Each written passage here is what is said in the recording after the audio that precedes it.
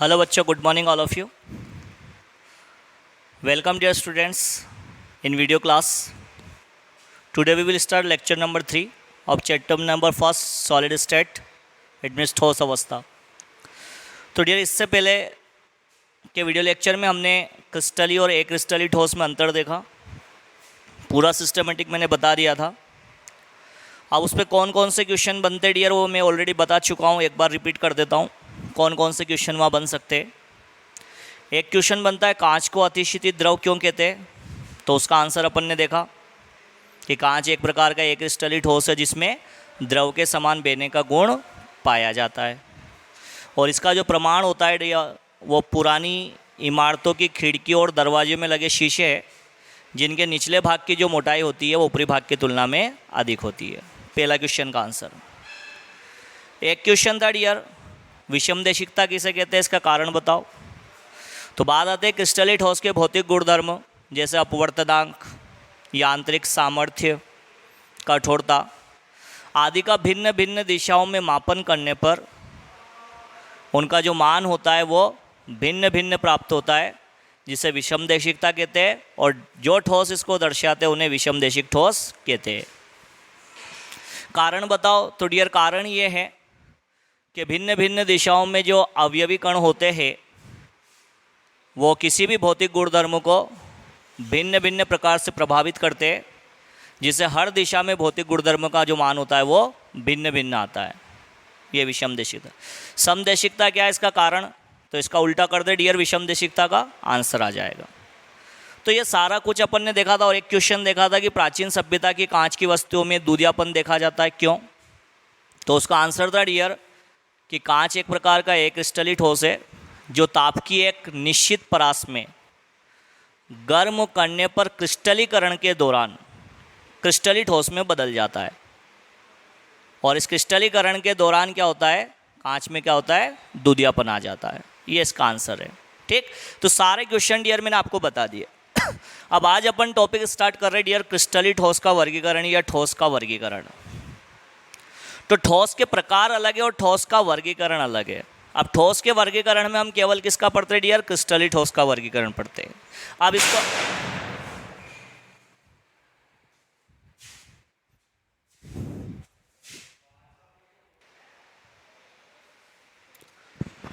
तो डियर बात करते हैं अपन क्रिस्टली ठोस के वर्गीकरण की. तो पहली बात आती है डियर कि कोई सा भी क्रिस्टली ठोस जो होता है वो बहुत सूक्ष्म कणों से मिलकर बना होता है जिसको अपन क्या बोलते हैं डियर, अवयवी कण. ये आपको पता है पहले से ही. और ये अवयवी कण जो है डियर वो आपके परमाणु भी हो सकता है, अणु भी हो सकता है और आयन भी हो सकता है. और हर एक ठोस में जो अवयवी कण होते हैं, जैसे मान लीजिए अवयवी कण को मैं एक गोले के समान मानूं, तो हर एक ठोस में जो अवयवी कण होते हैं डियर उनमें कोई ना कोई आकर्षण बल जरूर होता है. उनके बीच में कोई ना कोई आकर्षण बल जरूर होता है जो उनको क्या करता है, एक दूसरे से बांधे रखता है. तो बात आती है कि अवयवी कणों के मध्य आकर्षण बल के आधार पर, अवयवी कणों के मध्य आकर्षण बल के आधार पर जो क्रिस्टलीय ठोस होते हैं वो कितने प्रकार के होते हैं डियर, 4 प्रकार के होते हैं. अवयवी कणों के मध्य आकर्षण बल जब अलग अलग होगा तो क्रिस्टलीय ठोस का प्रकार भी अलग अलग होगा. अब डियर आकर्षण बल जो है वो कौन कौन से प्रकार के हो सकते हैं. जैसे मैं बात कर सकता हूँ आकर्षण बल में. सबसे पहले अपन देख ले डियर परिक्षेपण बल या लंदन बल. परिक्षेपण बल या लंदन बल. जब ये आकर्षण बल होगा तो ठोस की प्रकृति अलग होगी. दूसरा देख ले डियर, और दूसरे में अपन बोल सकते हैं कूलाम्बिक आकर्षण बल. कूलाम्बिक आकर्षण बल या स्थिर वैद्युत आकर्षण बल. तो इसकी प्रकृति अलग हो जाएगी. एक देखें तो डियर आकर्षण बल या बंध के रूप में होगा, और कौन सा, धात्विक बंध. कौन सा, धात्विक बंध. और एक देख ले डियर आपके सहसंयोजक बंध. कौन सा, सहसंयोजक बंध. तो देखो जिस तरीके से ये अंतराण्विक आकर्षण बल या आकर्षण बल भिन्न भिन्न प्रकार का है उसी प्रकार से क्रिस्टली ठोस भी भिन्न भिन्न प्रकार के होंगे. और अवयवी कणों के मध्य जो आकर्षण बल होता है उसको हम बोलते हैं अंतराण्विक आकर्षण बल. और अंतराण्विक आकर्षण बल के आधार पर क्रिस्टली ठोस जो होता है डियर वो 4 प्रकार का होता है. जहां हम सबसे पहले बात करते हैं आणविक ठोस की, फिर हम बात करते हैं आयनिक ठोस की, फिर हम बात करते हैं धात्विक ठोस की, और फिर हम बात करते हैं सहसंयोजक या नेटवर्क ठोस की। अंडरस्टूड? तो ये तो जनरल इंट्रोडक्शन था डियर कि क्रिस्टलीय ठोस का वर्गीकरण हम कैसे करते हैं, ये मैंने समझाया। अब इस वर्गीकरण के आधार पर हम क्रिस्टलीय ठोस को 4 भागों में बांटेंगे। अब उन चारों भागों का जो भी ये डिटेल है उसको अपन एक टेबल की फॉर्म में क्या कर सकते हैं, शो कर सकते हैं। तो ठीक है डियर, उसको अपन स्टार्ट करेंगे, उसको अपन एक्सप्लेन करेंगे। एक टेबल अपन ड्रॉ करें। देखो टेबल को मैं ऑलरेडी ड्रॉ कर देता हूँ इधर, क्योंकि आप को जब महेश सर ने वीडियो अपलोड किए थे तो उसमें भी आपने टेबल तो देखी ही थी, तो उसको बार बार बनाने का कोई मतलब नहीं है। मैं डायरेक्टली उसको बनाकर आपको क्या करता हूँ, फाइनली 1 बाय 1 उसको क्या करता हूँ, एक्सप्लेन कर देता हूँ। ठीक डियर? तो अभी आप इसको नोट कीजिए, फिर अपन बात करते हैं आगे की।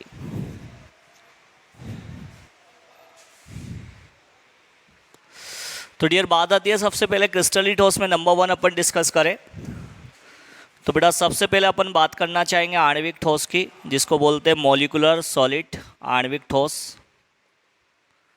पर आणविक ठोस को भी डियर 3 कैटेगरी में अपन डिवाइड करते हैं। नाउ नंबर 1 फर्स्ट कैटेगरी है ए ध्रुवीय आणविक ठोस। ए ध्रुवीय आणविक ठोस। अब जो डियर ए ध्रुवीय आणविक ठोस होता है उसमें अगर अपन अवयवी कण की प्रकृति की बात करें कि अवयवी कण परमाणु होगा, अणु होगा या आयन होगा, तो याद रखना जो ए ध्रुवीय आणविक ठोस होता है उसमें अवयवी कण जो होता है वो अणु के रूप में होता है। और डियर कौन सा अणु? ए ध्रुवीय अणु। कौन सा अणु? ए ध्रुवीय अणु। अब ए ध्रुवी का मीन्स होता है डियर नॉन पोलर। और अपन ने 11th क्लास में एक टॉपिक डिस्कस किया था डियर, डाइपोल मोमेंट या द्विध्रुव आघूर्ण। तो बात करते हैं कि जिस मॉलिक्यूल के लिए डाइपोल मोमेंट इक्वल टू 0 होता है वो मॉलिक्यूल कैसा होता है? नॉन पोलर या ए ध्रुवी। तो यहाँ अवयवी कण ए ध्रुवी अणु के रूप में होगा, और उस ए ध्रुवी अणु में जो अंतराण्विक आकर्षण बल होगा वो कौन सा होगा डियर? परिक्षेपण बल। कौन सा होगा? परिक्षेपण बल या फिर लंदन बल। परिक्षेपण बल या फिर लंदन बल, ये याद रखना। ठीक है? अब उदाहरण देखें तो जितने भी बेटा ए ध्रुवीय आणविक ठोस है या जितने भी ए ध्रुवीय अणु है वो ठोस अवस्था में ए ध्रुवीय आणविक ठोस होंगे। जैसे मैं बात करता हूँ जितनी भी अक्रिय गैसें हैं वर्ग 18 की, अगर उसको ठोस अवस्था में ले लें, मतलब गैस को संघनित करके पहले द्रव में बदले और फिर द्रव को ठोस में बदल दे, तो वो ठोस एक प्रकार का कौन सा होगा डियर? ए ध्रुवीय आणविक ठोस होगा। तो जैसे यहाँ पर एक एग्जांपल लिया मैंने आर्गन का। अगर आर्गन को बेटा अपन ठोस अवस्था में ले तो आर्गन ठोस किस प्रकार का होगा? ए ध्रुवीय आणविक ठोस होगा। अंडरस्टूड? ये अपन याद रखेंगे। चाहे तो अपन इसको सेपरेट कर सकते हैं इस तरीके से। यहाँ पर ये देखिए आप, टेबल ड्रॉ करना पड़ेगी डियर, और ये टेबल बहुत इंपॉर्टेंट है, ध्यान रखना। इससे काफ़ी बार क्वेश्चन आ चुके हैं बोर्ड एग्जाम में, छोटे छोटे क्वेश्चन आते हैं इससे, तो आप इसको विशेष ध्यान रखेंगे इसका आप। ठीक, ये देखिए। ठीक है भाई? तो यहाँ बोलते हैं ए ध्रुवीय आणविक ठोस में अणु होगा अवयवी कण, परिक्षेपण बल या लंदन बल होगा।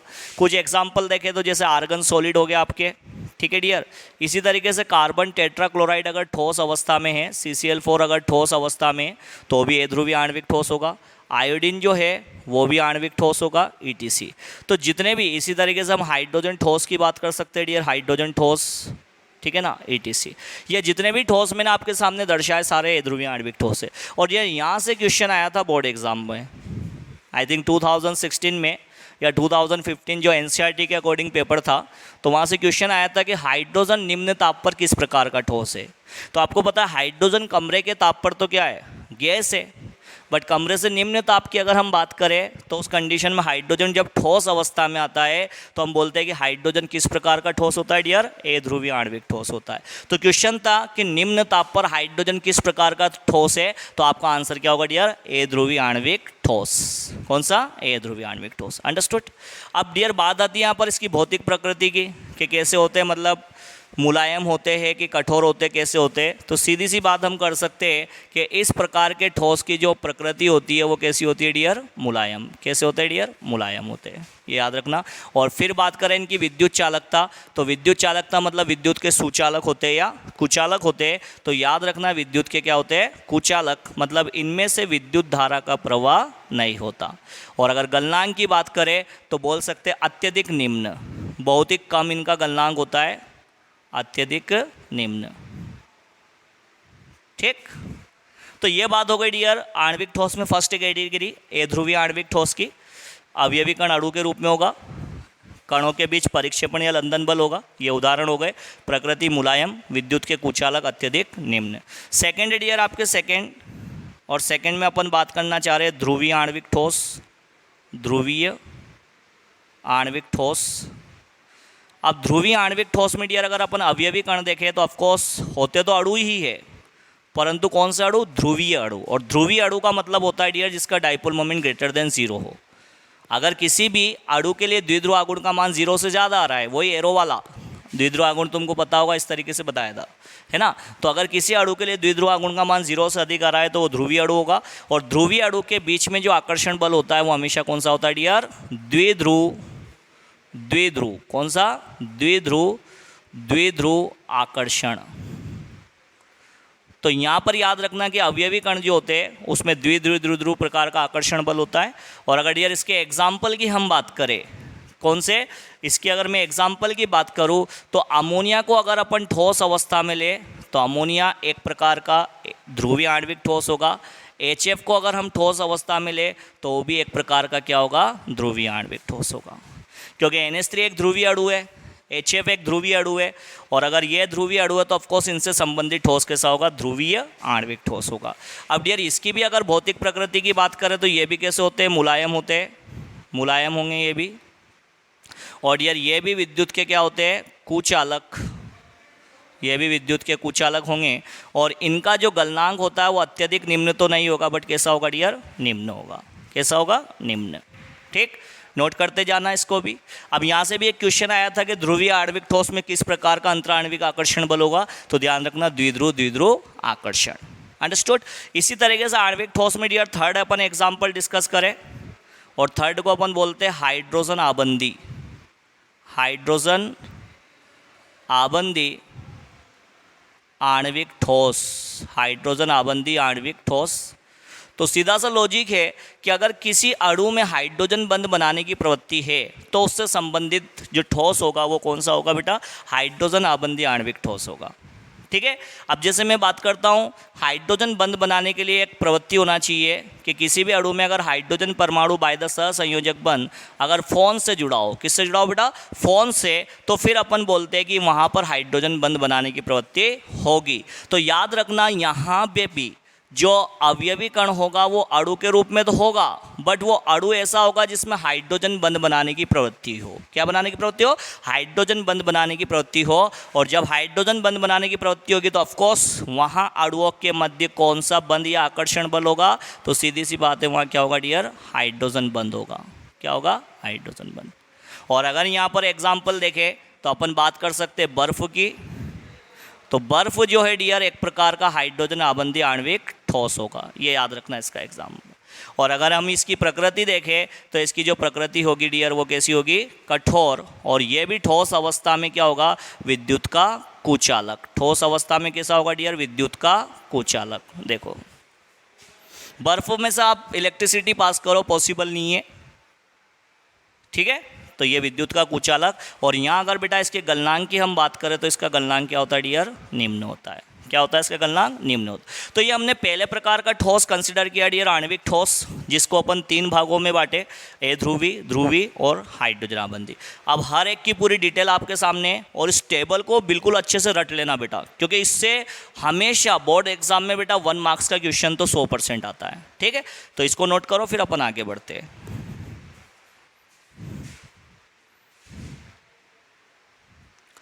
Okay now dear, second category of crystalline solid या क्रिस्टली ठोस का दूसरा प्रकार देखें आणविक ठोस के बाद, तो अगला आता है डियर आयनिक ठोस। क्या आता है? आयनिक ठोस या आयनिक सॉलिड।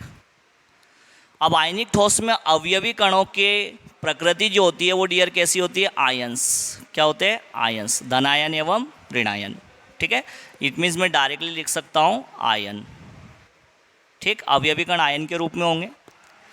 अब यहाँ पर अवयवी कणों के मध्य आकर्षण बल कौन सा होगा? तो सीधी सी बात है, या तो अपन बोल सकते हैं स्थिर वैद्युत आकर्षण बल, स्थिर वैद्युत आकर्षण बल,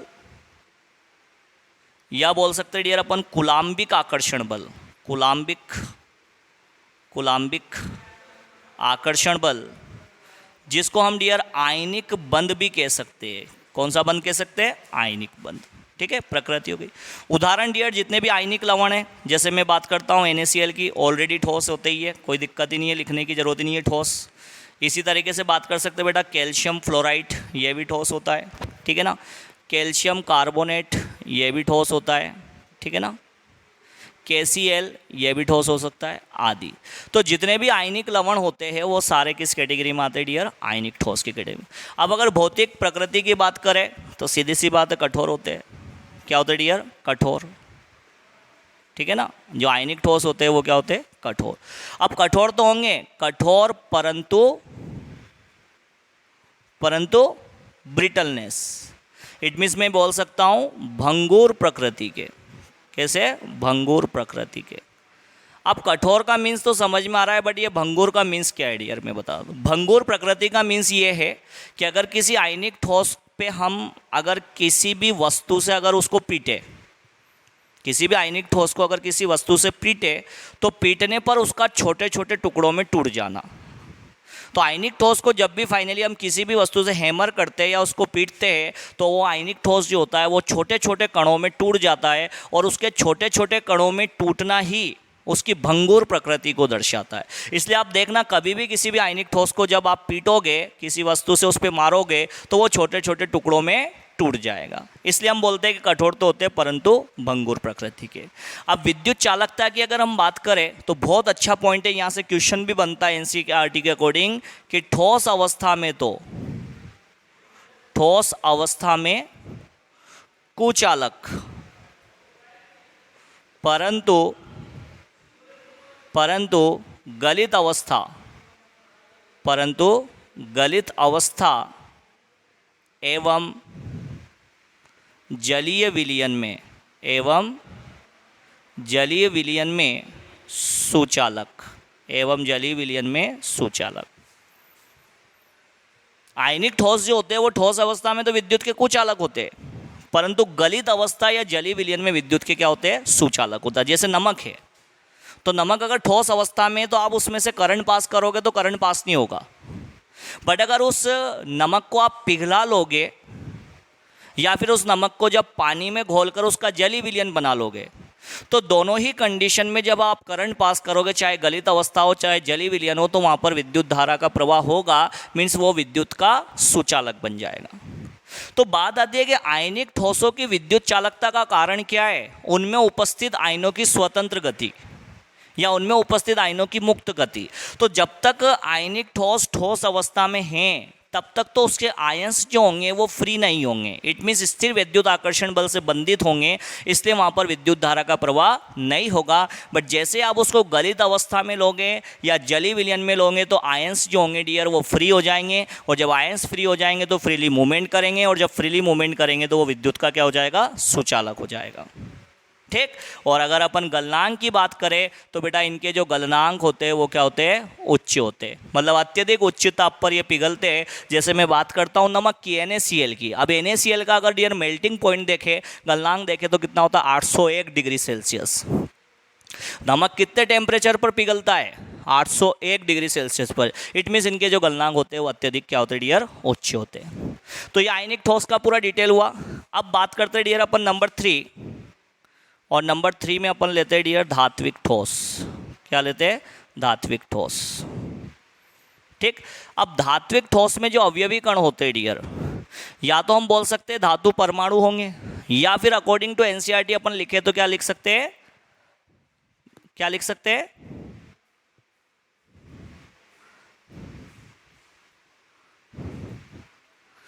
विस्थानीकृत इलेक्ट्रॉन के समुद्र में धातु धनायन, या फिर अपन बोल सकते हैं डियर धातु परमाणु। क्या बोल सकते हैं? धातु परमाणु। इट मीन्स हम बोल सकते हैं कि जो धात्विक ठोस होते हैं फाइनली उसमें जो अवयवी कण होते हैं वो धातु परमाणु के रूप में होते हैं, और इन अवयवी कणों के बीच में जो आकर्षण बल या जो बंध होता है वो कौन सा होता है डियर? धात्विक बंध। कौन सा होगा? धात्विक बंध। ये याद रखना।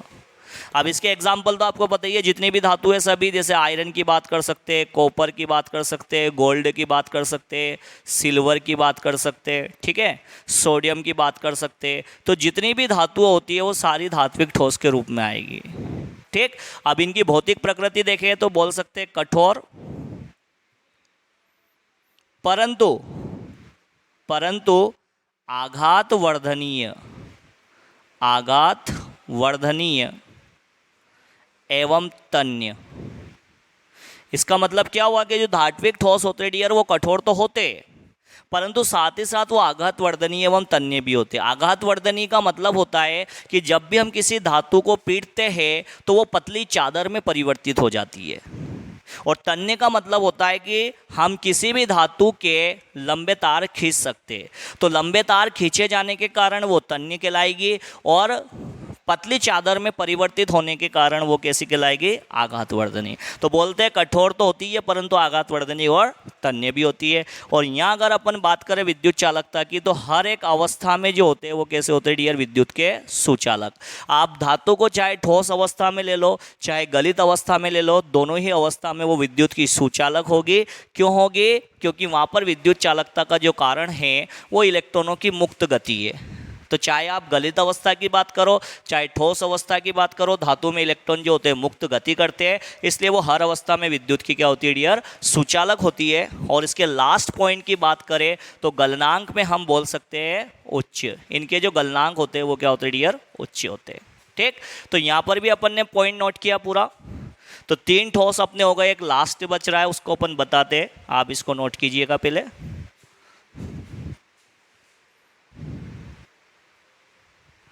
ओके डियर, तो लास्ट अपन कैटेगरी देख लेते हैं क्रिस्टलीय ठोस की, नाउ नंबर 4। और नंबर 4 में डियर हम बात करने जा रहे हैं सहसंयोजक ठोस भी बोल सकते हैं, और इसी को हम नेटवर्क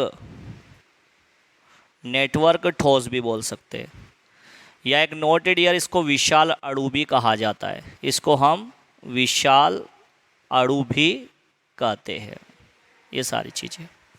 तो यहाँ पर फाइनली अवयवी कण कैसा होगा डियर, तो याद रखना परमाणु होगा। कैसा होगा? परमाणु। मतलब इसमें या तो परमाणु ए धातु होंगे, या फिर धातु और ए धातु होंगे, दोनों प्रकार के। ठीक है, परमाणु। और यहाँ अवयवी कण के रूप में होता है बेटा सहसंयोजक बंध, जो 2 परमाणुओं के बीच इलेक्ट्रॉन के समान साझे से बनता है। उदाहरण देखें तो बहुत इंपॉर्टेंट उदाहरण है डियर इसके, कितनी बार एग्जाम में आते हैं। जैसे ग्रेफाइट है तो बेटा ग्रेफाइट कार्बन, हीरा जो है हीरा वो भी इसका एग्जाम्पल है, क्वार्ट्ज जो है वो भी इसका एग्जाम्पल है डियर। SiC को बोलते हैं सिलिकॉन कार्बाइड। ठीक, इसी तरीके से बात कर सकते हैं डियर Al मतलब एल्यूमिनियम नाइट्राइड आदि। तो डियर ये इसके अपन लेटेस्ट एग्जांपल लिख रहे हैं, बहुत मोस्ट अच्छे से याद कर लेना। भौतिक प्रकृति जो होगी डियर वो होगी अत्यधिक कठोर होते, परंतु यहाँ बात करें डियर अपन ग्रेफाइट की, एक अपवाद है,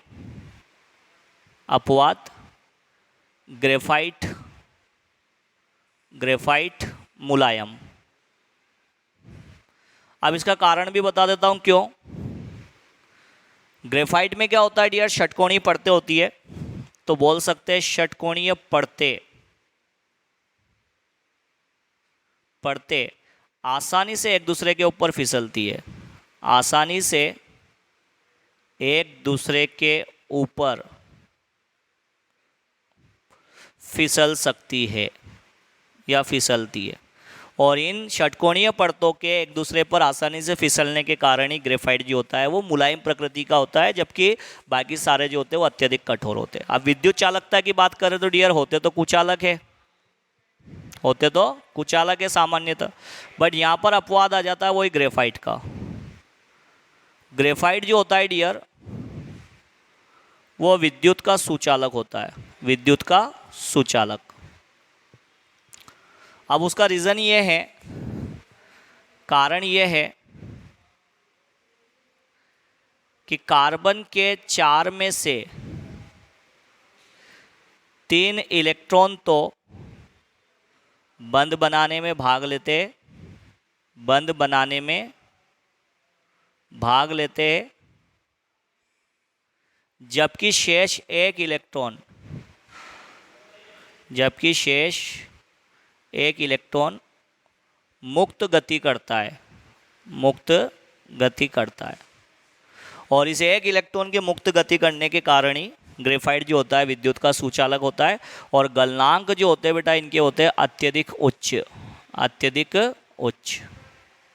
तो देखो एक बार बोर्ड एग्जाम में क्वेश्चन आया आरबीएससी बोर्ड में कि नेटवर्क ठोस का एक उदाहरण लिखो, तो आप इस सहसंयोजक ठोस का एक नाम और है नेटवर्क ठोस, ये याद रखना।